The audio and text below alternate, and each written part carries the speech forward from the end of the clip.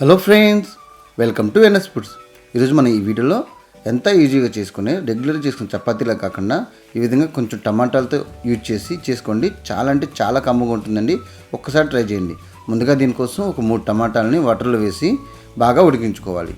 ఇలా బాగా ఉడికిన తర్వాత వీటిని తీసి చల్లనీళ్ళలో వేసుకోవాలి. ఇలా చల్లనీళ్ళలో వేసిన తర్వాత 1 నిమిషం పాటు వదిలేసి దాని తర్వాత దానిపైన పీల్ మొత్తాన్ని తీసేసుకోవాలి. ఇలా పీల్ మొత్తాన్ని తీసుకొని వీటిని ఒక మిక్సీ జార్లో వేసుకోవాలి. ఇలా మిక్సీ జార్లో వేసిన తర్వాత మెత్తని పేస్ట్లా గ్రైండ్ చేసుకోవాలి. చూసారు కదా, ఈ విధంగా మెత్తని పేస్ట్ లాగా గ్రైండ్ చేసుకోవాలి. ఇలా గ్రైండ్ చేసిన తర్వాత దీన్ని స్ట్రైన్ చేసుకోవాలండి. స్ట్రైన్ చేసుకుంటే ఏమైనా మెత్తగా ఏమైనా అవనివ్వంటే పిప్ అనేది వచ్చేస్తుంది. ఈ విధంగా స్ట్రైన్ చేసుకుంటే మనకి చాలా పర్ఫెక్ట్గా వస్తుందండి చపాతీ కూడా. చూసారు కదా ఎంత పిప్ అనేది వచ్చిందో. ఇప్పుడు ఒక ప్లేట్లో 1 కప్పు గోధుమ పిండిని తీసుకోవాలి. కప్పు గోధుమ పిండికి మనం తీసుకున్న 3 టమాటాలు అయితే సరిపోతుంది పర్ఫెక్ట్గా. కొంచెం పెద్ద టమాటాలు అయితే 2 అయితే సరిపోతుంది. ఇప్పుడు ఇందులో మనం ముందుగా పేస్ట్ చేసుకున్న టమాటా జ్యూస్ చూసారా, దాన్ని యాడ్ చేసుకోవాలి. అసలు వాటర్ అనేది అవసరం లేదండి, ఇదే సరిపోతుంది కరెక్ట్గా మనకి. ఇలా యాడ్ చేసుకున్నాక ఇప్పుడు రుచికి సరిపడా సాల్ట్ కూడా యాడ్ చేసుకోవాలి. ఇప్పుడు దీని మొత్తాన్ని మనం బాగా కలుపుకోవాలి. చూసారుగా చపాతీ ముద్ద అనేది ఎంత పర్ఫెక్ట్గా వచ్చిందో. ఈ కన్సిస్టెన్సీ వచ్చాక మూత పెట్టి ఒక 5 నిమిషాల పాటు పక్కన పెట్టాలి.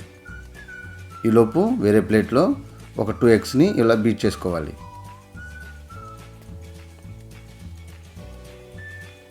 ఇలా బీట్ చేసిన తర్వాత ఇందులోనే రుచికి సరిపడా కొంచెం సాల్ట్ కూడా యాడ్ చేసుకోవాలి.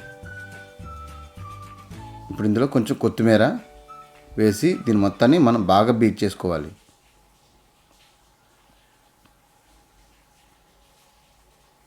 ఇవన్నీ బాగా కలుపుకున్న తర్వాత దీన్ని పక్కన పెట్టుకోవాలి.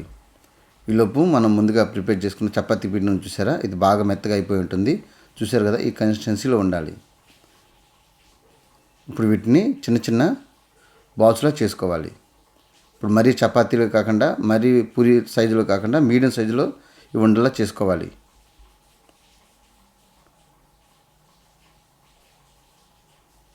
ఇలా మొత్తం ఉండలా చేసుకొని పక్కన పెట్టుకోవాలి. ఇప్పుడు వీటిని చపాతీలా రోల్ చేసుకోవాలి. కొంచెం పొడిపిండిని యాడ్ చేసుకుంటూ ఈ చపాతీలు చేసుకోవాలండి.